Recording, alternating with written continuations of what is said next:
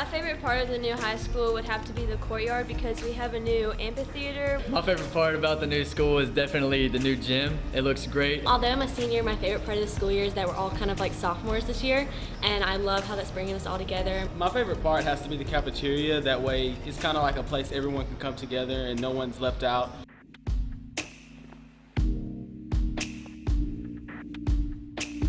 I'm looking most forward to everyone getting used to the school and letting it feel like home. I'm looking most forward to the ninth graders moving over so we can connect as a community. I'm looking most forward to graduating in this new high school and letting this be 2020, and it's going to be our year and we're going to leave our mark. I want to thank our community and our board members for giving us the opportunity, especially as a senior, to live our legacy out.